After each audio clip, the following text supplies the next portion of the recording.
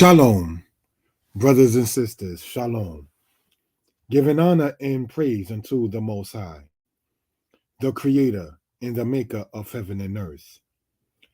My name is Yeshiah Yisrael of the tribe of Dan of the nation of Israel. This particular short presentation, we do not intend for this to be long. This, brothers and sisters, is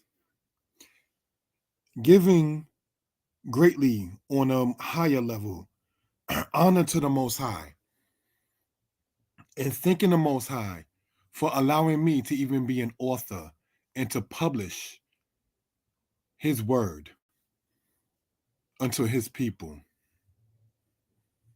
Brothers and sisters, on a human level, I give respect to my lady, Sarai, of the house of Israel.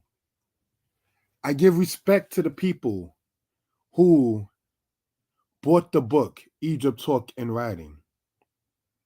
Brothers and sisters, we want to state I became an author published in 2016, and the first book was the book Egypt Talk and Writing. I started working on it at age 29 and winded up having it published at age 36. April 4th, 2016 was the date in which the book came into fruition. And it has sold. Some people bought it.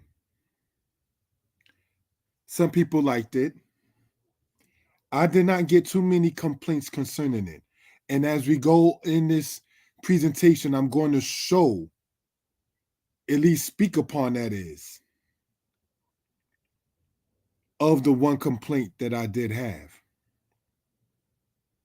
So brothers and sisters, without any further ado, let us go into this matter here.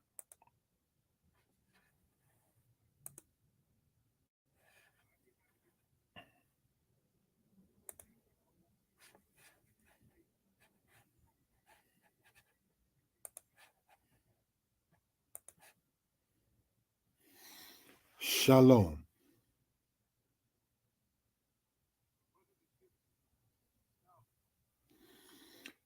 This short presentation is presented to give thanks to the Most High for being able to bring His word out.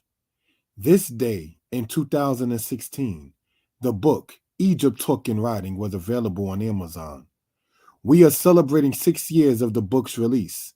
Thank the Most High. The book took a lot of work. The book, especially chapter 8, was a lot of typing. I remember typing so much to the point where my ring finger on my right hand began to hurt after a while. And then that's when I knew to stop typing for that particular time and then pick it up the next night. And typing and typing and saving and typing and saving and typing and saving.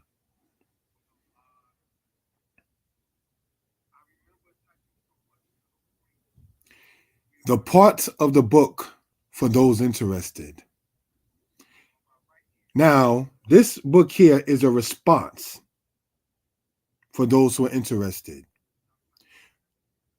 What motivated me in spirit to write this book was due to a guy who calls himself, he hasn't been out speaking much, I think, recently, but who called himself Seti or Sarasutan Seti. And he said, there's no such thing as Israel. And when that was said, I being 29 years old at the time, I said, okay, it is time to really really bring our point out. Having been raised in the understanding of Israel since I was a child, from literally being a baby, and at that time being 29, we had to sit there and get something out for our stance. Now, one of the things that we've been asked as Israelites is the bodies or the corpse of ancient Israelites. Though many nations wrote about the Israelites, and though the Israelites wrote of many nations, for some morbid reason, people were bent on trying to ask or trying to understand where were the mummies or the corpses or the dead bodies or the carcasses of the Israelites. So in that logic, I asked this question because Mentuhotep IV, certain of the 18th dynasty queens, Ramses VIII, Thutmose II, Dudimos I, Imhotep, and Menehat IV, their bodies to date are not found. Correct me if I'm wrong. Thus, by their logic, the people not found were myths. The book coming out exposes the fact that there were four primary sources on how the kings were known. Saqqara, dated to Dynasty 19. Turin Royal Papyrus, dated to Dynasty 19. Abydos list, dated to Dynasty 19. Palermo inscription, dated to Dynasty 5. And by looking at those different things, they were able to say, okay, this is how we get a king's list. While the Bible in the book of Isaiah 19 speaks about the pharaohs of old, that is not to be disputed. Yet, they want to ask Israelites if the Bible is authentic. One of the mistakes that was made by the said conscious community was the fact that they tried to use Egypt to go against Israel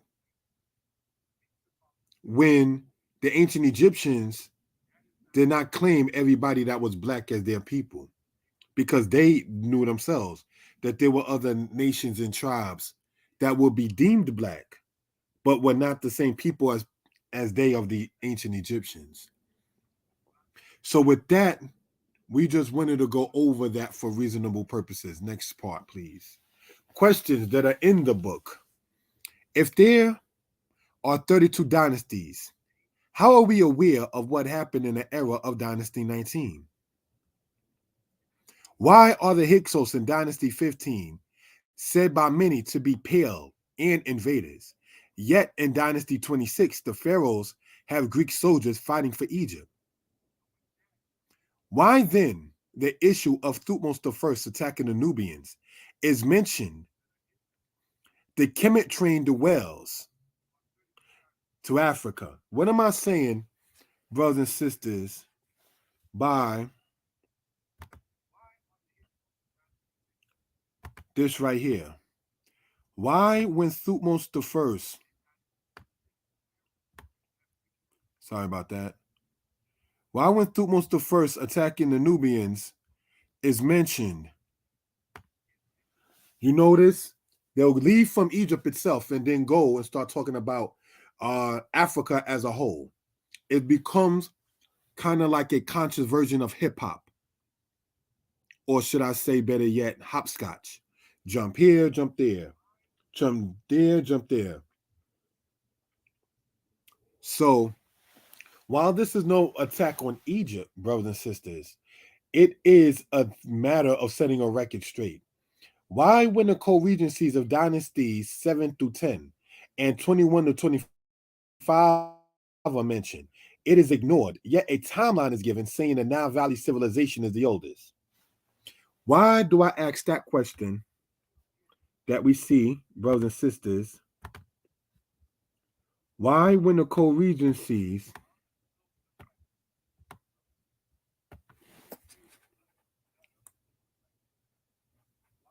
right Because when they deal, say, in many cases like the Menesto or whatever like that, brothers and sisters, they give a timeline that says one king after the next, without, in many cases,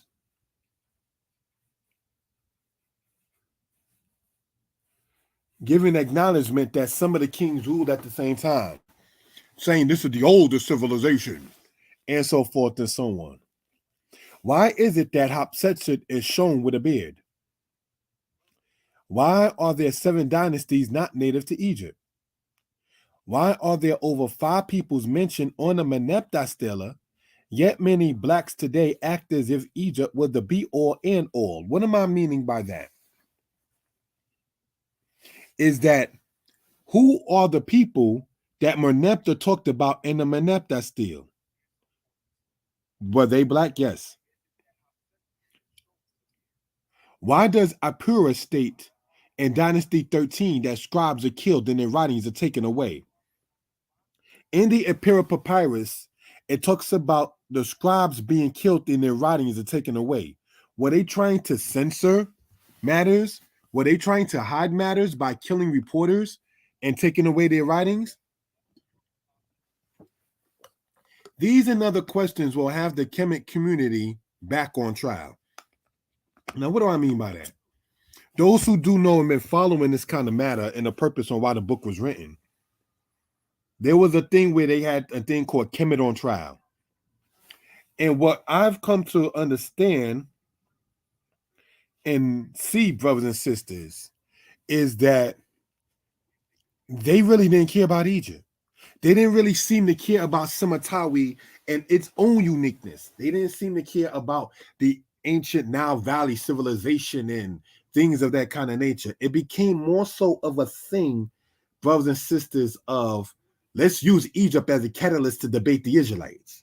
So when the Israelites began to sit there and study further and further and harder into the matter of the Egyptian timeline, into the Egyptian culture, and begin to do speeches and presentations and write books upon this subject, then it became a thing like, oh, so you didn't expect that, maybe, perhaps, that the Israelites were not going to just lay down, turn the other cheek mentality, and just act like, well, you can just keep on saying what you're saying and we're not going to respond. Somebody is going to respond. And this is what happens when you present yourself on social media, going online, Facebook, Meta, whatever they call it, YouTube, any kind of avenue. Expect maybe everybody may not feel what you're saying and may come back and ask you or talk to you about the matter, such as a part of life. See, what I've noticed when I started to write the book is that, well, we shouldn't be debating as a people. Hold on. They wasn't saying that when Dr. Ben wrote books about Israelites and trying to condemn Israelites. They wasn't saying that when many of them other ones, I forget the guy's name, who said that the Israelite way is not even worth feces. You understand? So, but then when it comes down to us responding, it became a thing like, let us all get along. It's all good. We all fam.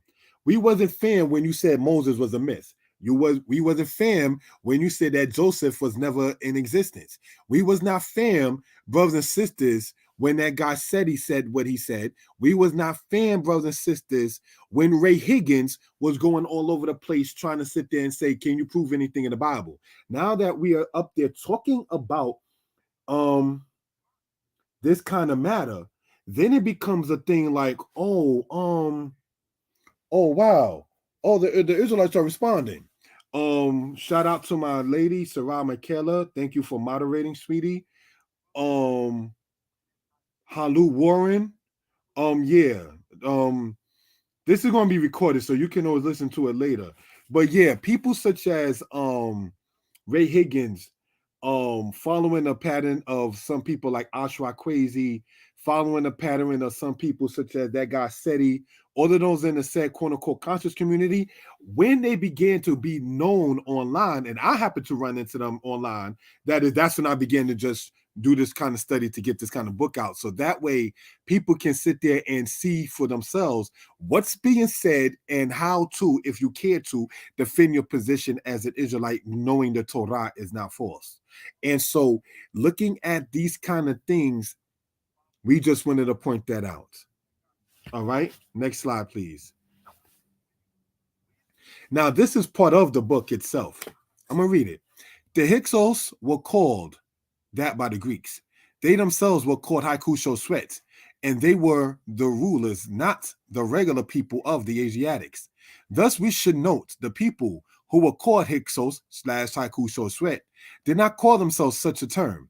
The people called the Amu, Setu, Retenu, Kor, the Jahi, etc., did not call themselves such a term. For debate reasons, I want to explain that the term Semitic is also a misnomer. Shem is the Hebrew word. Sem is the Greek transliteration of such. Since Greek does not have a sh syllable, it is thus in metathesis said as Sem instead of the Hebrew Shem. So now, brothers and sisters, this is part of the book itself, Egypt Talking Writing, for those who have read it. All right, now, going into this particular matter right here, we begin to see, know, and understand that one would have to understand something about what metathesis is, what linguistics is, what history is, what timeline is, what regnal dating is, as we went over on this channel before. All right, so it was a thing about this book here, Egypt Talking Writing, was a response. It's a book of responding back to the things said about and against Israelites. Okay, so just wanted to point that out for a reason and purposes. Now let's remember that, as pointed out, that Greek does not have a sh syllable like the Hebrew letter shin, said by shin by some. All right, Greek doesn't have that sh. So when you get to the matter of the Septuagint, Shem in Hebrew is said as Sem. It is thus metathesis, right, said as Sem instead of the Hebrew Shem. Taking the understanding that Sem means mixed is not scholarly, and the roots and linguistics of a matter shows it to be the case. Now, one of the things to point out, there was a lot of pseudo knowledge that was being presented against the Israelites and trying to use Egypt as a catalyst. So when you found Israelites going to Egypt, i.e., example, me and my lady, we went to Egypt, all right? A lot of the things that was there is not what the media try to portray. For instance, everybody there was not racist. Not to get too personal, the people that were there were not the true Egyptians, and they did know that. They never really actually tried to sit there and state that they were either. All right? Let's go on into this matter right here. And it goes on to say, scholars also stated that the Asiatics were the ones who were introduced metal weaponry to Egypt, as well as the use of the chariot. It should be noted that the Hyksos were not a set group of people, but rather, like the Apiru, a social class of Asiatics. The individual nation the Asiatics belong to is Amalekite, Hebrew, Israelite, Babylonian, Kassite, Assyrian, and in the Anastasia Papyrus, Edom. Now, why does that become important? Because in the Meneptah still, as we've been going over before in the past, it speaks about Israel. And brothers and sisters, when you start talking about the Anastasia Papyrus, brothers and sisters, that's dated to the era of Ramses, it talks about Edom. But yet they ask us about the evidence of Abraham. Israel and Edom descend from Abraham. So the fact that you have the Egyptians talking about Israel in one case, and another case talking about Edom, brothers and sisters, it kind of lets it be known exactly what's being spoken about. In the book Egypt Talking Writing, I pointed out that there are people in the East that still call themselves the Ammonites. There are people still calling themselves the Ammonites. So everybody descends from somebody.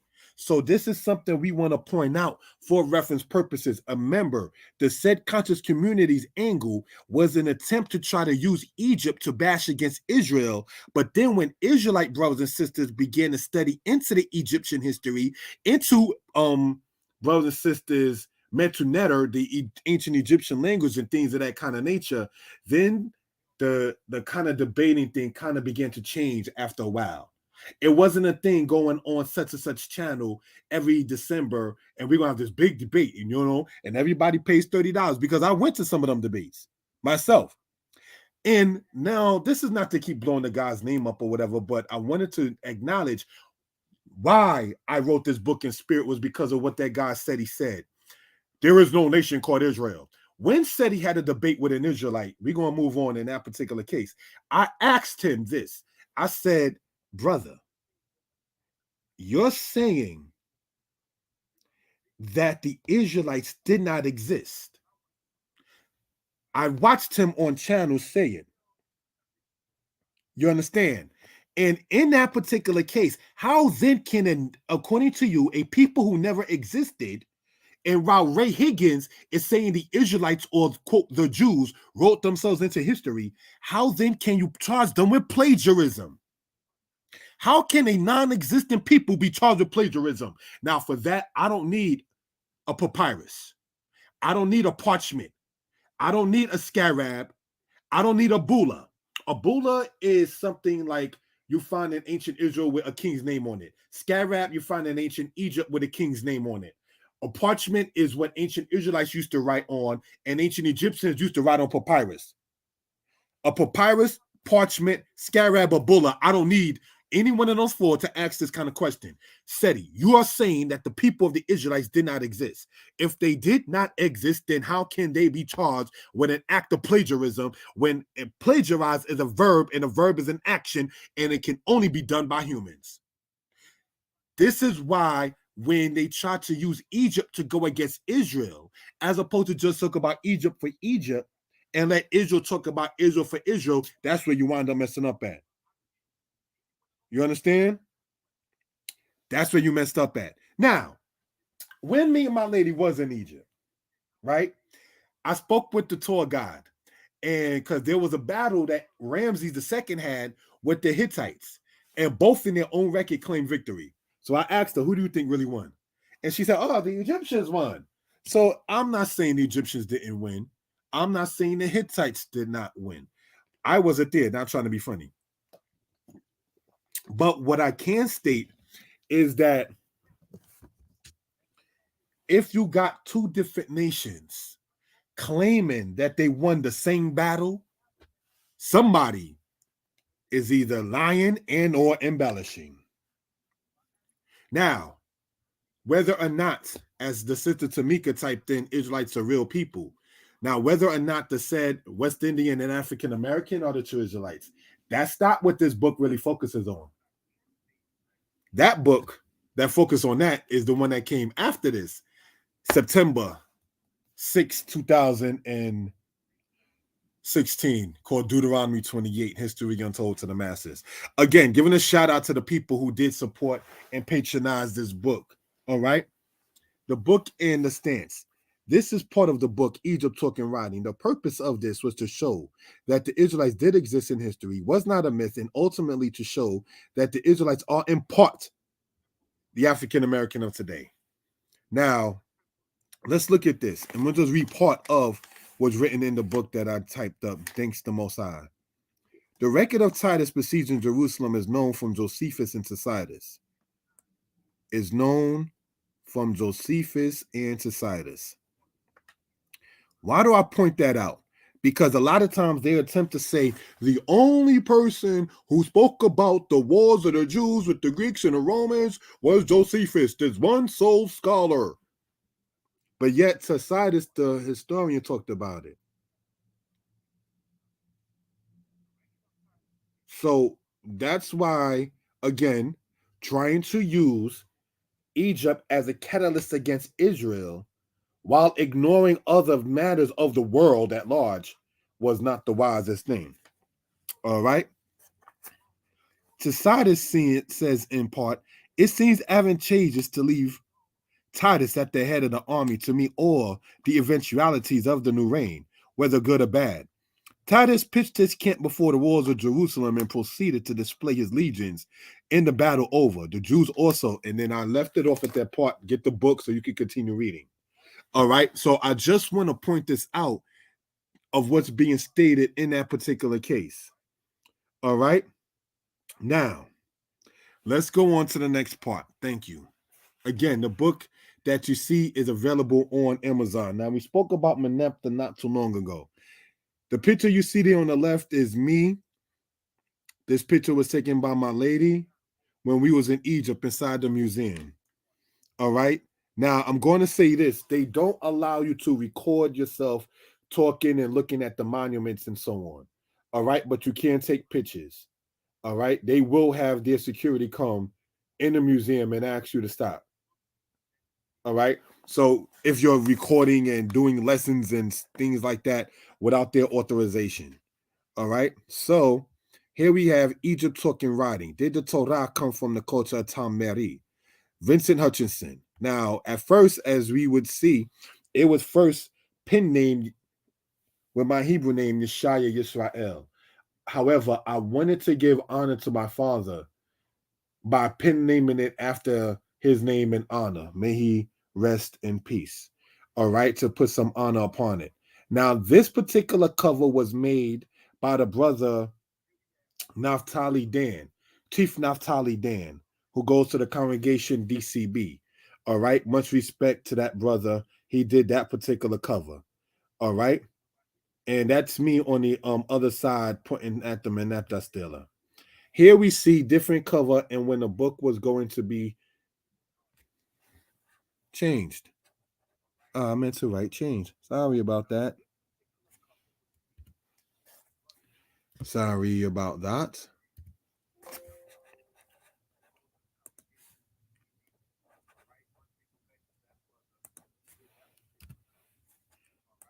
Period.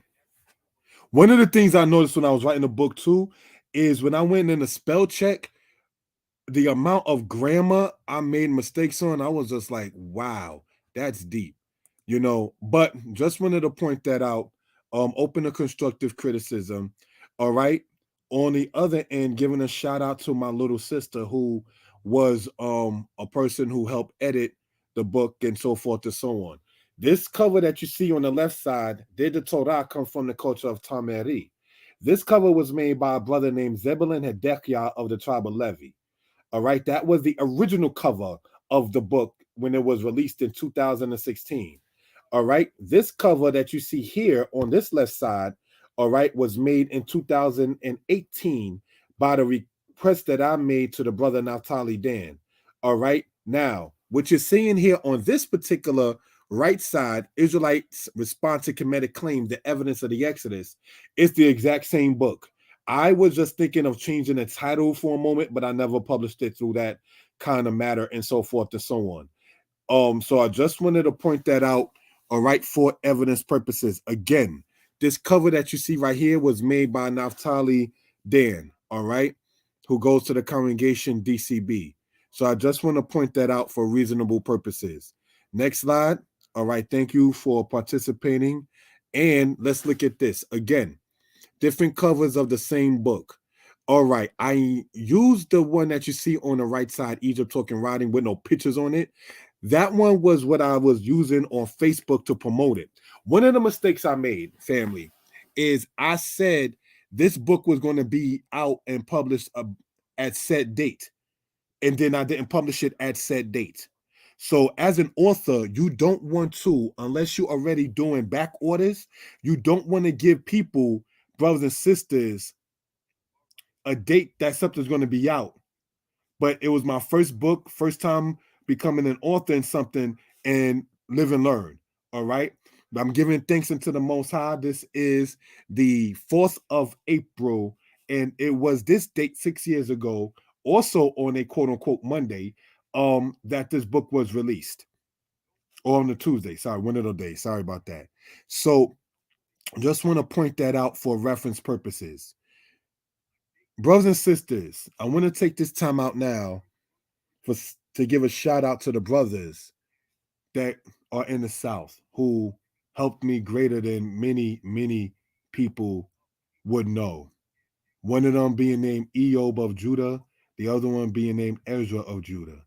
All right. And when I was in the South, we had a book signing and everything else. And They helped me when I was staying in the South, staying in South Carolina, and things of that kind of nature. So I want to say Toda to the Most High for having those kind of friends and extended family in my life, and they definitely show true hospitality and brotherhood. Okay, brothers and sisters, looking at this particular matter right here, sometimes they try to suggest to you ever so often you should change the cover of your book. Now, when you do so, you can, Amazon or whatever company you're dealing with, sometimes they may charge you for it, sometimes they may not. Or so then, when the publishers get it, give it a day or two before the new cover is posted as such. Okay? As you know, the cover is what catches the eye and so forth and so on. So just want to show that for reasonable purposes. Next slide. All right, attacked by dogs and attacked by dogs. Now, each of these is a picture of people in slavery on the left side getting attacked by dogs. And here we see the matter of King Tutankhamun of Dynasty 18, and where we're going to show real quick with the laser pointer, the people of Kush are being attacked by dogs. Why do I point that out, brothers and sisters? Because ancient Egypt, yes, they were people of color, but they were not for fighting for, quote, the black man at large, because they had wars with other African nations. Just as much as we know and understand and can relate in the Bible, in the book of Judges, when it says that spoilers went unto Israel. And then you see people saying that the Egyptians being one of them spoilers, like you see in Jeremiah chapter 2, when it says they of Noph and Taphanes feed upon your head. Taphanes is Takpankes. Now, Pankes or Pinkas in Egyptian means black. Ta means land. Takpankes in Egyptian means the land of the black man. A lot of times they attempt to say that Kemet means the black land, like black people. No, Kemet means, which is really said as Keme, brothers and sisters, Keme, to get a better English writing of such. All right. What that means is black land due to the alluvial deposits from the overflow of the Nile. That's why you have what they call Keme/Kemet and what they call the Deshret. I'm going to write that in as well. That's talking about the actual land itself, not say the people on it. But yet we do know, even as the Egyptians showed themselves to be in today, what we understand as, quote, black people. So this is something we want to point out for reasonable purposes. All right.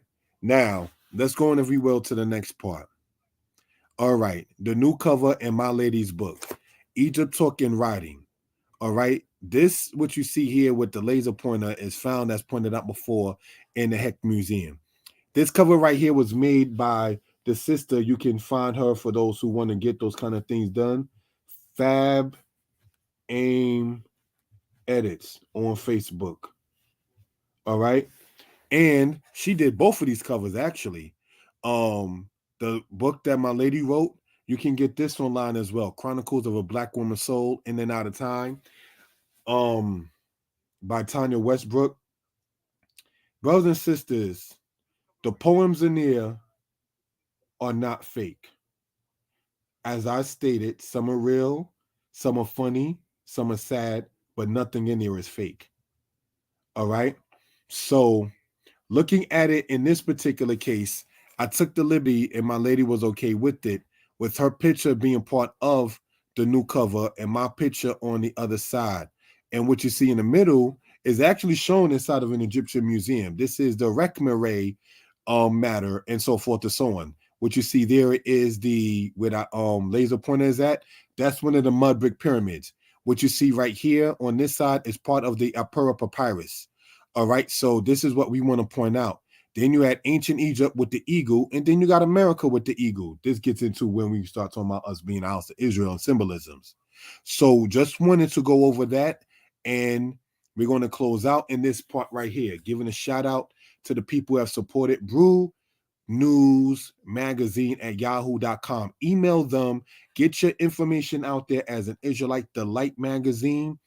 All right. Brew News Magazine@yahoo.com to advertise. I've advertised in it. The people who run it do official business. No sloppiness, no disrespect, no wishy-washy, consistent as far as keeping people posted on matters. We're not talking some flim flam. Let me get back to you. And I don't mean to sit there and be disrespectful. Those who know what I'm talking about.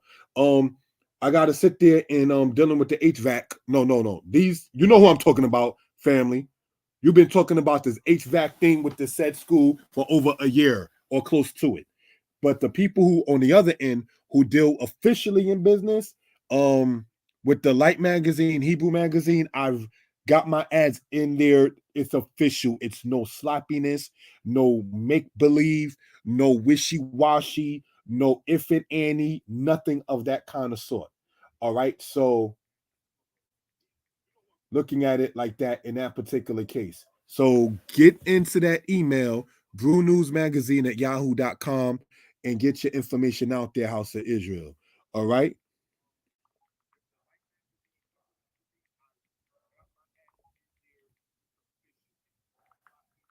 So just want to point that out for reasonable purposes, if we will. All right. 1 second, family. Thank you. All right, now let's look at this here on the other side from Kemet to Compton, the travels of the Hebrews. That flyer, that's not even a flyer, that's a book cover, but I'm using it as a flyer. That was made here by the sister Fab Aim Edits. All right, and that is the next book, Creator Willing, that I would like to release. Hopefully, I'm going to aim for the end of May. Don't quote me on it, I'll keep the family posted. All right, subscribe to this channel. All right. So just want to point that out. Shout out to the Light Hebrew Magazine. Yes, your ad is right there. I've been doing business with them for years. Literally. This is now 2022. I've been doing business with them since maybe 2018, 2019. Never ever saw no flakiness, no wishy-washy, no phoniness, no, okay, I got your money. I'm going to sit there and forget about you until it's time to pay for the next month's edition. No, they keep consistent business. And I'm going to tell you, that is how you keep a customer. Because when you keep a customer happy and you can sit there and the customer feels appreciated, they're going to want to stay. You understand? So it's not like some people say, no disrespect intended, in the conscious community that's been known to getting money for the said written books. And what this dude has been doing is mailing the same book to people, but people ain't been getting their merchandise. So now, when you do crooked things, as done in the said conscious community, fake real estate, fake health matters, fake authorship, fake matters of knowledge, and so forth and so on, it's only a matter of time before you fall, baby. You can't keep on doing crooked things and expect everything to be all right. Because one thing with us as a people, we have been jerked over in America for so long, over 400 years.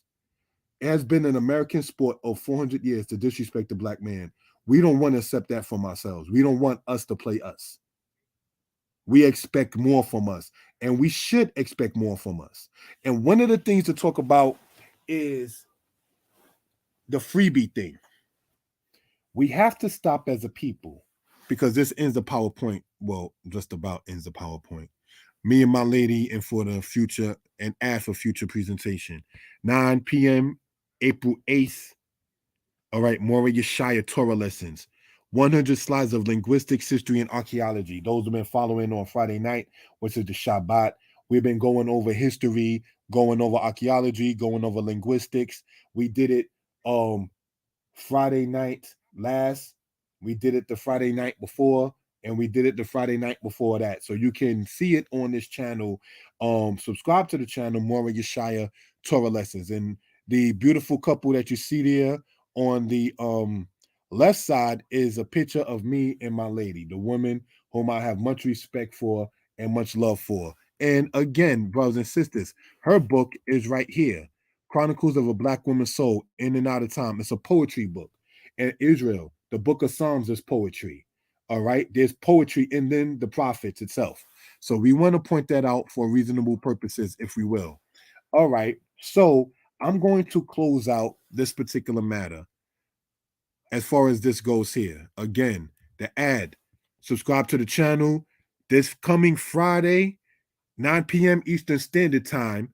All right. We're going to do another presentation regarding this kind of matter. To the couple on the side there, me looking at myself and me looking at my lady, we hope and pray that the Most High continue to bless the union. All right. I have much respect for the lady I'm with. And it's not to sit there and expose business. She's the one who got me to eating different, drinking different, and even traveling to see different parts of the world. So I give respect on a human level to her for that. All right. Oh, by the way, this flyer too was also made by the sister Fab Aim Edits. Back here again, the light. All right, magazine. If you look on the left side very carefully, you will see where the laser pointer is from Assyria to America. I advertised them in my book. See, that's how we're supposed to do as a people, and there's no harm in doing so. The people who do the ad with the Hebrew magazine Brew News, there's a lot of music that they promote. A lot of music that they promote. Positive music, something that, and to be quite candid, is not even a mumbo jumbo silly rap of today that we see. Those who are like 30, 40 and older, we remember rap music when it was rap. Today's common rap music, in many cases, straight trash. The music that is on these people's thing, the Light Hebrew magazine, I listen to some of their music, is excellent. All right. This logo, Danite Publications, was made, given a due respect where it's due, by the brother Zebulon Hidekya Ben Levi. From Kemet to Compton, I hope to have this book out by the end of May. You see the Bloods and Crips shown down there at Compton. You see this guy here that his people said where the laser pointer is at came from Yemen and then wound up going into Western Africa. Here we see Beta Yisrael, the children there. The only one with parents is a boy, but we ain't going there about girls and skirts. Let's just leave it like that. Support the Israelite sisters who make skirts. There's no reason to argue about women in pants. They make skirts in the house of Israel. You can go to Etsy and any other place, look up Hebrew Israelite women attire. It comes up. All right. Here we see the Amistad matter. Here we see the Temple of Dor Europus. Here we see the Maroon of Jamaica. Here we see roots and everything. Here we see one of the slave houses that was in Georgia. And here we see the thing where the Israelites are shown with their cornrows. Here we see the menorah. So I just wanted to go over that particular matter there in that particular case. Again, my lady's book, get it online. Egypt Talking Writing. Book is $20. Each of these are $20 actually for those who are interested. You can cash app, brothers and sisters. All right. And that is here. $ Frank Son 1. All right. That's the cash app, brothers and sisters. And I'm glad to say, thanking the Most High, the Creator, that this book, Egypt Talking Writing, today makes 6 years since it's been published online. And not one person can say I robbed them. Every author can't say that. Not one person can say, yo, that dude Yeshiah, that dude Kashub the Danite, I gave him my money, he ain't give me my book. No. Lo tigno, thou shalt not steal. So anyone who paid through PayPal, anyone who paid in Cash App, you got your book via FedEx. Not one person can say that they paid and didn't get. So let's go on and get into this matter here. Attacked by Dogs as shown. All right. Naftali Dan of DCB did this cover, and Zebulon Hidekya did this cover here. All right. So, brothers and sisters, I'm going to close out, and I thank the people for the time. I know it's a school night. I know that it's a work night, and I know it's going on Eastern Standard Time is going on 10:30. So again, subscribe to the channel. I'm going to say this Thursday, 9 p.m. Eastern Standard Time.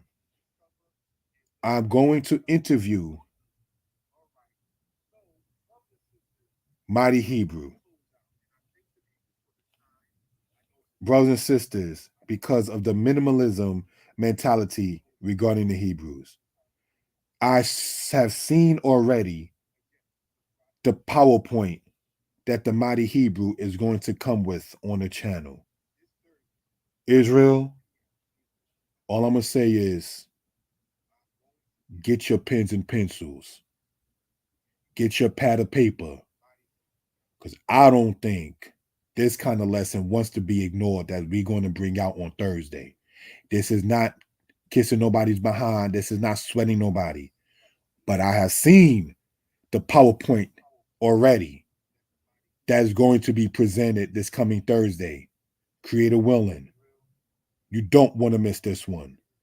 For those who know about old rap when the Wu-Tang Clan was out, this is the Cuban Links rap album in history that Mighty Hebrew's coming with. So, those who know about the Cuban Links album is the best album by far that anyone of the Wu-Tang Clan came out with. You don't want to miss this presentation this Thursday. All I'm saying. All right. Giving honor to the Most High, the creator of heaven and earth. Check the description. Find out when we're going live again. Again, shout out to my lady, Sarah Michaela of the House of Judah of the Nation of Yisrael. Shout out to the Light Hebrew magazine. Shout out to Tamika One. Shout out to Looking Up in JA. And shout out to Hulu Warren. Keep on teaching online, Ak. I see your post. Do what you do. All right. And with that, I'm going to say shalom. Most High bless.